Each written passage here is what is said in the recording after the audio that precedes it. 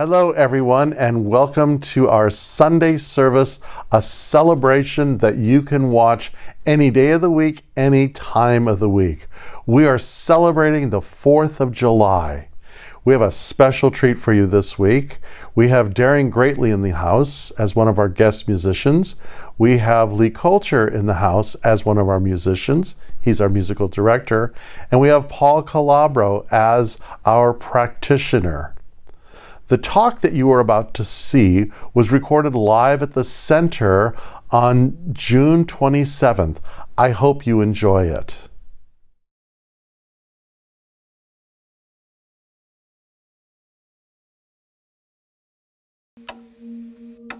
Come gather round, people, wherever you roam, and admit that the waters around you have grown, and accepted that soon you'll be drenched to the bone. If your time to you is worth saving, then you'd better start swimming or you'll sink like a stone, for the times they are changing. Come writers and critics who prophesize with your pen, and keep your eyes wide, the chance won't come again. And don't speak too soon, for the wheel's still in spin, and there's no telling who that it's naming. For the losing now, later to win, for the times they are changing.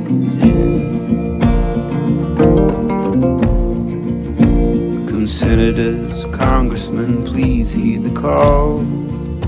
Don't stand in the doorway, don't block up the hall, for he who is heard will be he who has stalled. The battle outside raging will soon shake your windows and rattle your walls, for the times they are changing. Come mothers and fathers throughout the land, don't criticize what you can't understand. Your sons and your daughters are beyond your command. The old road is rapidly aging. Please get out of the new one if you can't lend your hand, for the times they are changing. The line is drawn, the curse it is cast. The slow one now will later be fast, as the present now will later be past. The order is rapidly fading. The first one now will later be last, for the times they are changing.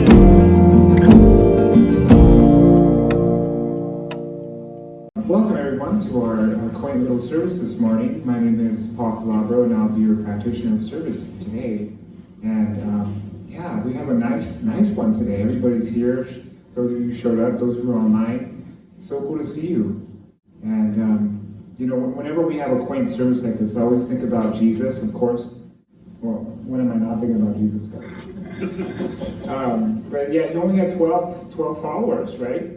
So we have more than 12 here today. Just saying. Okay. So enough with the kidding, the jokes, I guess. So I guess what I would like to start out with today is with the power of the Word and the power of the transformation that the Word has. And I'm reminded about that this morning. So it's just a beautiful thing to be able to flip the narrative, right? So we're all immersed in our own stories. But the beautiful thing about it is that we have the power to change that story with the Word. And the best way to do it is through prayer. So let us begin. Let's begin by simply centering in our seats and just simply taking in a nice breath. We just kind of breathe in.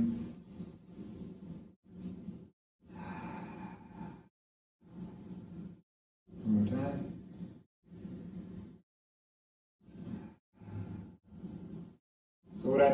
there is one life, one intelligence that is all present, that is everywhere around us. It is the wind and the wave, the sunlight and the cloud. It is all that is, all people, places, and things. It is everywhere present. It is happening here and now. And so with that, I am simply grateful for all that is transpiring today, knowing that I can simply change the narrative. I can change the story of love, of beauty, of light, of wonder, and of wisdom. And so with that, I give thanks. I allow it to be so. I call this service forth into being. And so it is. Here is now the reading, and it runs thus. If anyone strikes my heart, it does not break, but it bursts, and the flame coming out of it becomes a torch on my path. Let us begin our meditation by placing our attention on our palms and our breath. Move now your attention to the heart center.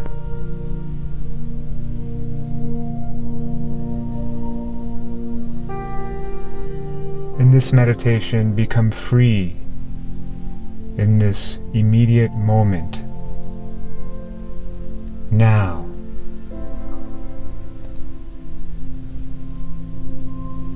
building the stamina for the benefit of self and others.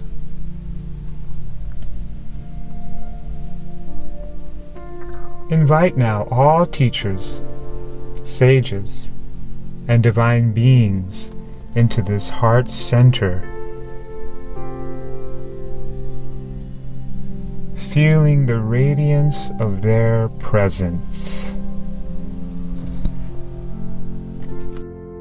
Spread this radiance throughout your whole body as an inner smile.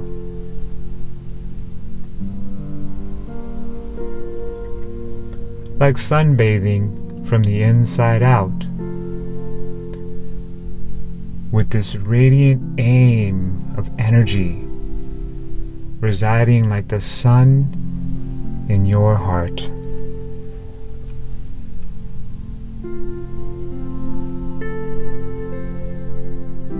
Beginning with your head, let this energy flow throughout your mind and brain. Allow this aim of energy through your nose, cheeks, and ears.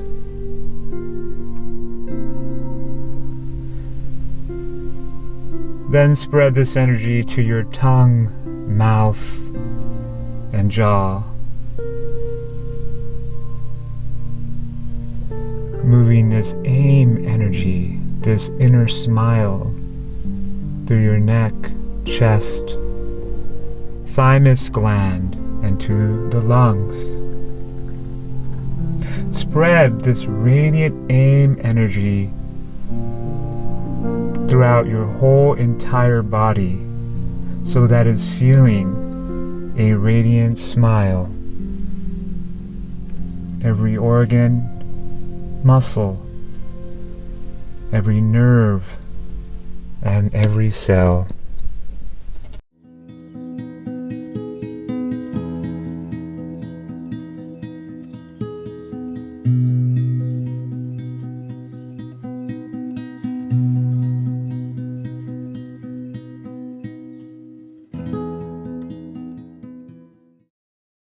You know, something that Joseph Campbell says is that if you want to understand the pulse of a culture, look to its art.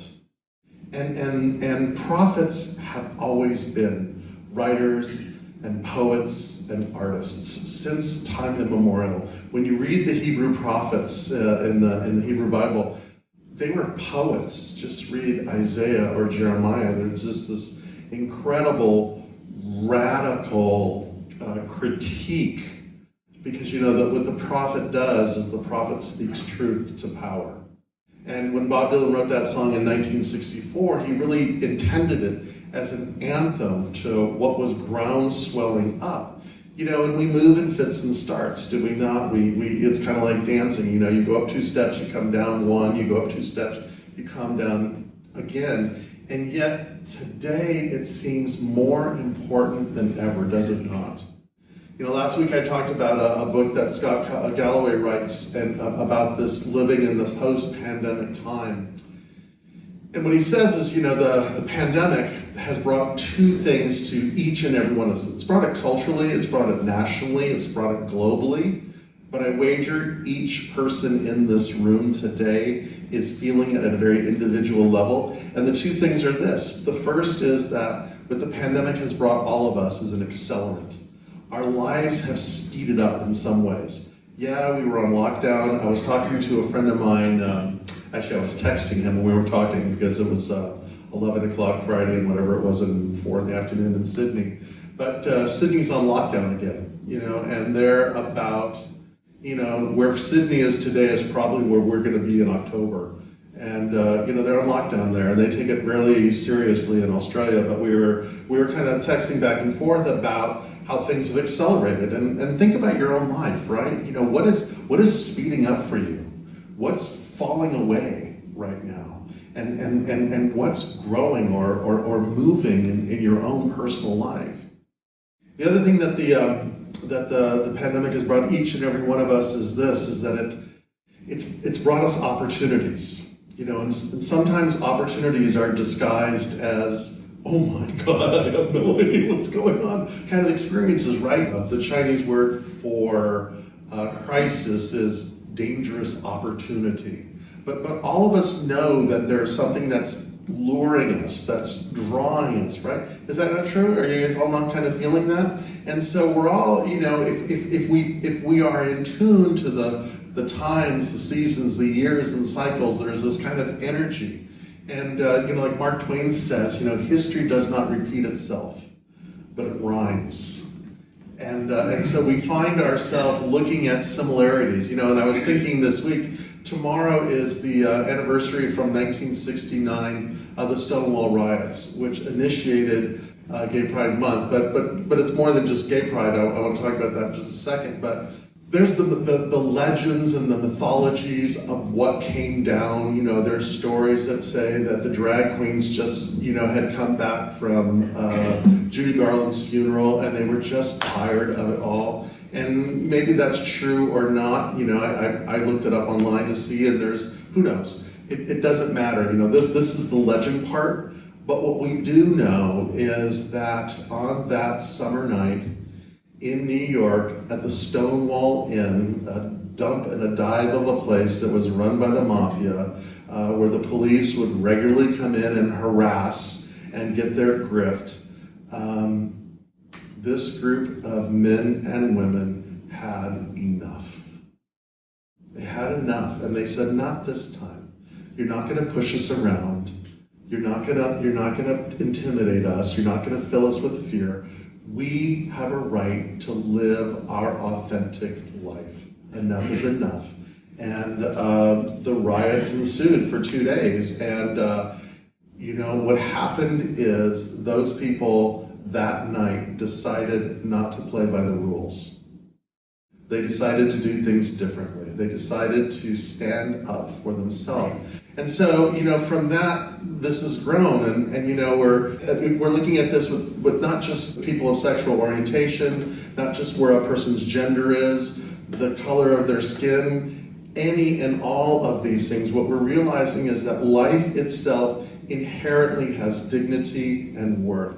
It's really interesting. I was teaching Friday night in the School of Ministry, and we were doing a check-in before we came in, and one of the guys that was in the class was saying, you know, I'm feeling a little sad tonight because he lives in Los Angeles. He said, this is Gay Pride weekend.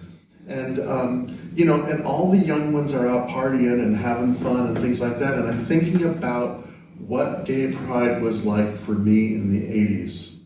And this was during the AIDS crisis. And how much has been taken for granted. to be out, less than 30 years ago, to be out could put you in mortal danger. You could lose your job. You would be estranged from your family. It could be financial ruin, on and on and on and down the list. And for the young people today, when we think in terms of a person's equality based on their orientation, in our nation at least, it's becoming less and less of an issue. But it was because of the people that came before.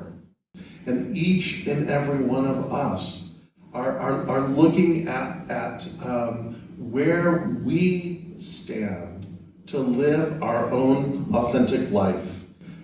Pierre Teilhard says this, is that we live in an unfinished universe. It's still being created. It wasn't like a one-time thing, let there be light, and the whole party started and it was over. The universe as we understand it is still unfolding, is still evolving, which means it's unfinished. And because it's unfinished, it's imperfect. Now there's a difference between imperfect and broken. And that's an important distinction. Each and every one of us who's ever been around children realize that in our own lives. We realize that there's a level of imperfection because we're not finished yet. We're evolving, we're growing, we're learning. And because of that, there's a certain level of randomness in things, If things were predetermined, so here's a buzzword for me. If you ever want to watch my blood pressure go up, if you ever watch me to change colors, simply say this term in front of me. It was meant to be. What? Because meant to be means it was written to have happened, which means that things have been predetermined. But if things have been predetermined, then the understanding of God as we understand it could not be. Because what we know, what I experience, is that the very force of all creation is the force of love. It's the presence of love. And for love to be love, there must be freedom. If there is no freedom, there is no love. So if God predetermined things to be, that would be a God that we would be calling, protective services on, right? And to say that these things were meant to be to what? Teach us a lesson, to do this, to do that. Really, if that was our neighbor, we would be concerned. But what we do have, the most powerful thing that each and every one of us has, is the power to choose. That the power to choose is the most important part of who we are, even above love, because we choose to love. But it is our choice, and so when we look at what is accelerating, where are the opportunities, what we're looking at is we respond with, what are the choices that are guiding me? If you think adventure is dangerous, try routine. It's lethal, right? It's not an adventure unless it's adventurous. But the alternative would be routine, would be predetermined, right? That's lethal. That's the real killer. What Joseph Campbell says is, he says, the opportunity of a lifetime is to be who you are. So, to me, where I see the opportunity in our community, where I see the own personal opportunity for myself is to kind of get back to the roots of my roots, which may be my coming out, which may be my way of living authentically, and that is, I'm an old occultist. I go back. I go back as a Freemason. I go back as an occultist and a Kabbalist. The science of mind and spirit, which grows out of the American New Thought movement, which grows out of this whole New Thought stuff, really has its roots in 18th century magic of people like Eliphas Levi. And it's not, eeny beeny, chili beany, that kind of stuff, or spells or any of that kind of stuff. It really comes down to two things. And this was articulated by Arthur Schopenhauer in the 18th century. He was a philosopher, of which Levi began to take a lot of his work. The will and the imagination. The will and the imagination. Think about that. These are the strengths. These are the superpowers that each of us have. To cultivate a will, to live with the quality of fortitude, and the ability to plug into the imaginal world, what Tolkien called the land of fairy. But what we begin to create, what we begin to articulate within our own mind, within our own imagination, and what we know, and this is the very basis of magic, right, is that if we can, and this is exactly what Ernest Holmes likes to talk about, if we can begin to articulate a mentally equivalent, a prototype within consciousness, and then as Troward says, use the power of the will, not to kind of force it to happen, but to keep our attention on it, so that we're not distracted by what comes and goes from one thing or another. If we use the imagination to and hold that level of consciousness to dissolve that which is impeding our growth, what we begin to discover is that those things have a remarkable way of taking care of themselves. Yes? And at the same point, if we are looking to attract, to gain, or to build something, and we create that seed of a prototype, of an imagination of what that is, and we begin to work on that, this is 18th century occultism, but this is also brain science. This is the reticular activating system that neuroscientists talk about, right? Because then what happens is that our mind begins to focus in such a way that it begins to filter out anything that is not that we begin to build towards this thing and draw things. It's like those things, when you think about buying a car and all of a sudden you see the car that you want everywhere you look. Well, it's not like cars magically appear. It's just that that's where our attention is. It's, this is the thing that got us out of the trees. This is the thing that allows us to develop and grow. So we can choose what's going on at the imaginal level.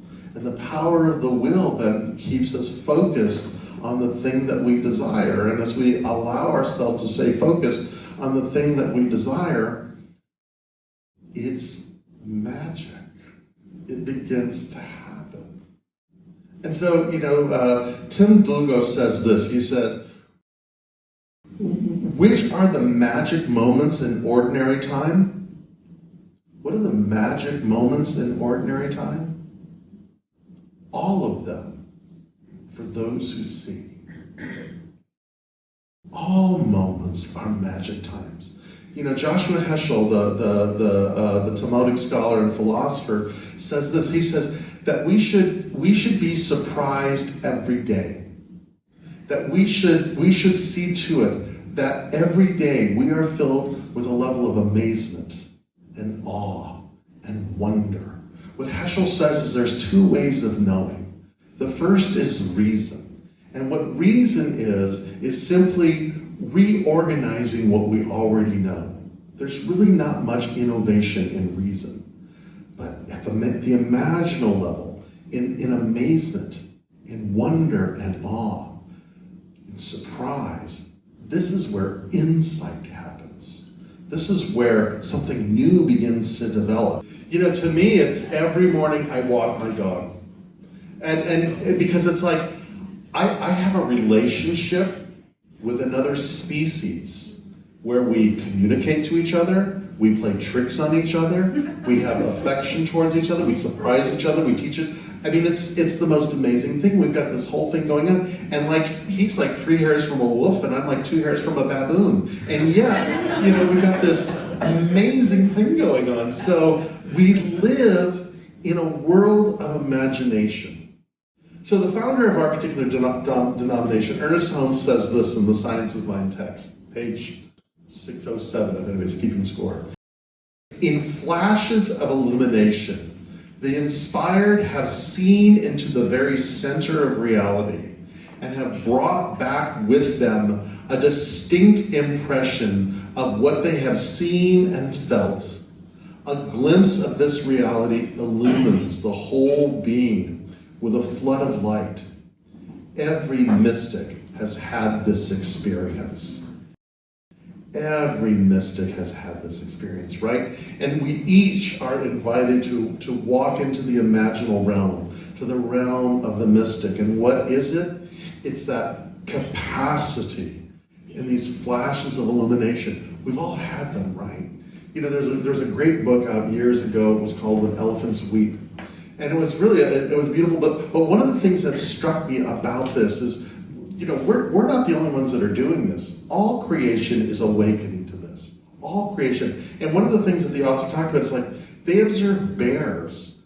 Bears will watch sunsets for no other reason that they just enjoy the beauty or the magic of that moment. And something is happening. You know, what if we were a Buddhist community, what we would say is, and that bear is going to become the Buddha, you know, in many different incarnations. But what we know is that which was never born can never die, and so that which is the essence of that bear is the same essence that lives in each and every one of us, and it's unfinished. It's imperfect, but it is growing, and it is ours to nurture along. That's the great gift that we have. And so I think the practice for all of us is this. It's like 3 easy steps to enlightenment, right? Oh, if it was that easy. Again, Ernest Holmes used to say, you know, our teaching is simple, not easy, but simple. You know, you can get it. Thoughts are causative. That's it, period, in the discussion. Thoughts are causative. And this is the practice. To see the divine in all things. To see God in everyone and everything. And stay there until you do. Because sometimes it's easy. Yeah, when I see my dog walking, you know, I don't think he's like my teacher or anything like that. But I think, what an amazing thing that's learning and growing and what he's experiencing. Or a kid, or even sitting looking at you guys. You know, it's easy to see God here. You know, as we were dropping boxes in the house and moving, you know, it was a little more of a challenge to see God there. But, so the first is this, is to see God in everyone and all things. And then the second is to respond with reverence. If we see the divine, then we respond as the divine, with kindness, with patience, with openness, with amazement, with surprise, with wonder. That's the practice. And then the third is this, is to be of service. You know, this is the greatest lesson that we can learn about our life, is that our life is not about our life, because we're part of something greater than ourselves. But that living our original life, our authentic life, the fullness of who I am, is how the entire planet grows. You know, I talked last week about this guy, Anthony DeMillo, and he says, you know, that there are 2 forms of selfishness. The first is the selfishness that comes with when I act in ways that give pleasure to myself. Nothing wrong with that, but it's pretty base. But the other one is this, is, you know, what he says is that charity is selfishness disguised as altruism. And what he means is, it is in our interest. It is in our interest to act charitably. It's in our interest to heal the planet. It's in our interest to be compassionate. It's in our interest to practice kindness. And that every great teacher understood this, that there's great pleasure, there's great joy in finding ourselves in service to others. You know, there's this radical first century Palestinian that I follow his teachings as best I can. And he said it like this, he says, those who seek their life will lose it, but those who lose their life will find it. Meaning that if we realize that my life is part of something greater than myself, I really get in touch with who I authentically am. And, you know, one of the things that I was talking to my students this weekend about was That part of what we do is to rehabilitate words, because some words have really lost their meaning. And one of those words that we change is sacrifice. We don't like that word, but that word means to make sacred. That's what it means. It's sacerfere in Latin. My Latin is awful, but it means to make sacred, which means to set it apart, to hold it as holy. And that's what we're engaged to do. Julius Evans II says this. He says, when you sacrifice something for a cause, your time, your comfort, your freedom, your physical safety, you make your cause sacred. That's what sacrifice means, to make sacred. And so when we think in terms of those wonderful drag queens who said enough is enough and stood up, they sacrificed their time, their energy, their safety to make something like freedom. The ability to live openly and freely for who they were. They made that sacred. As those who march for Black Lives Matter, as those who stand for any form of dignity, by putting themselves, by getting in the game and staying engaged, they create a level of sacredness. And that's the invitation for each and every one of us, is to find the magic in the ordinary things. To live authentically. In Masonry, we call this prudence. The present self thinks of the future self.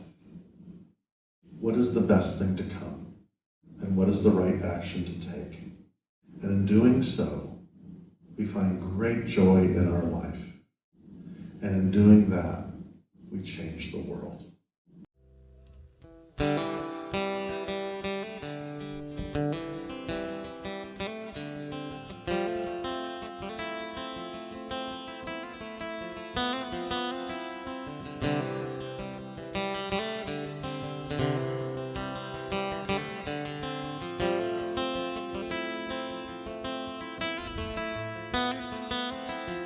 We live out in my old van, travel on across this land, me and you. We'll go out hand in hand, somewhere down on the sand, me and you. Just as free, free as we'll ever be. Just as free, free as we'll ever be.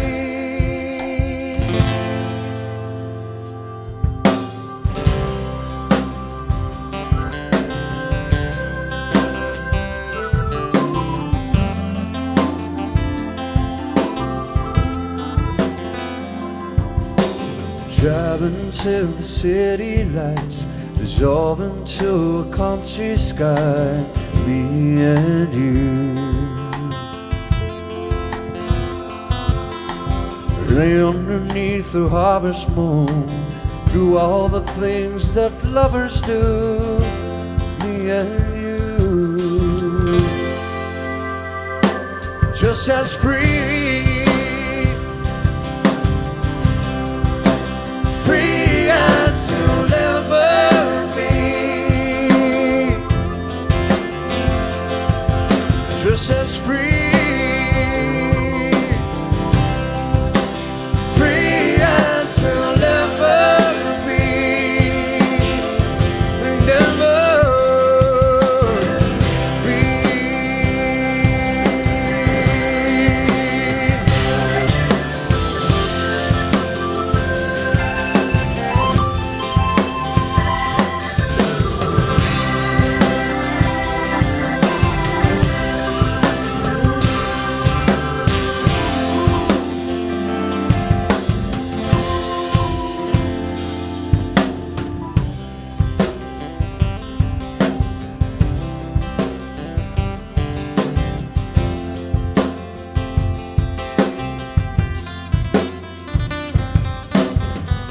we were born before the wind, so much younger than the sun, and the body both was one as we sailed into the misty.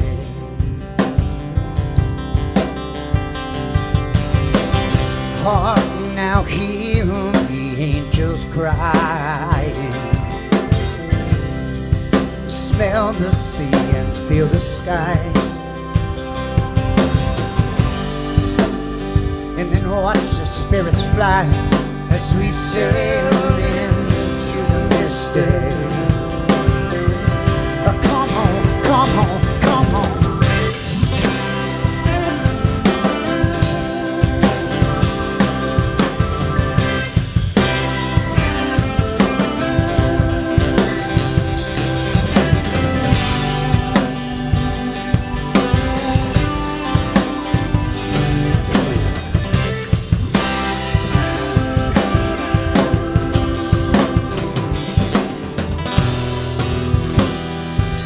That foghorn blows, though I will be coming home.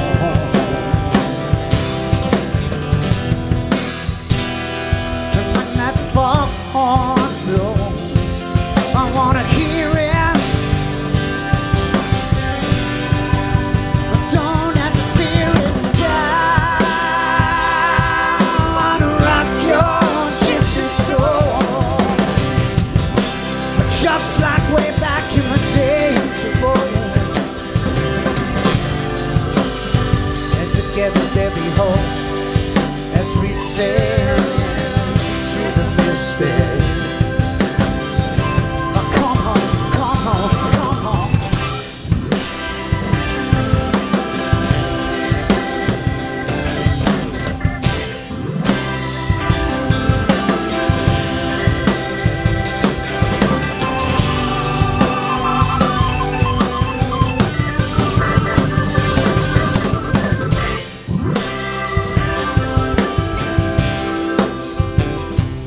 No, we don't have a lot of money. No, we don't have a lot of money. No, we don't have a lot of money. No, we don't have a lot of money. No, we don't have a lot of money. No, we don't have a lot of money. No, we don't have a lot of money. All we need is love. Free as we'll never be. Just as free. Oh yeah. Free as we'll never be.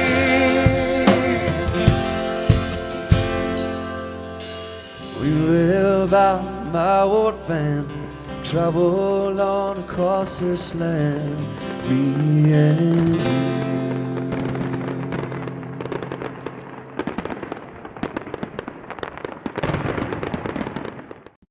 And so this is our time where we get to really, act, right? Like what was explained beautifully in the talk today. And every time it's like when I give, I'm always in this moment where I'm like, whoa, this sacred moment. But that's the idea. It's these moments of shift, of transformation, and when we call that in our tradition is going from fear to faith, right? We go from fear, the event happens, and we go to faith. And when we give, we're in faith, right? And we're in abundance, and we're giving. And so if you're giving today, thank you, and let's hold that gift to your heart. If you're not, that's fine. We all can really relish this moment of being in faith together because we made the action to come here today. So I bless this service. I know it's good, and it goes forth into being. I call it forth, and so it is. So it is. So it's Calvin, Theodore, and Simon, Shadrach, Meshach, and Abednego, whoever we put today, the Three Stooges, yeah. It's been fun being on the platform with you guys. Thank you again for being part of our celebration. There are so many things that are happening. If you are in the area, we invite you to come and celebrate with us. But I am just so happy that you continue to support our virtual community in the ways that you do, by sharing it with your friends, by supporting us, by liking us. In the meantime, enjoy our celebration. And by the way, I would love to hear from you and let me know how you are enjoying our experiences. Thank you all.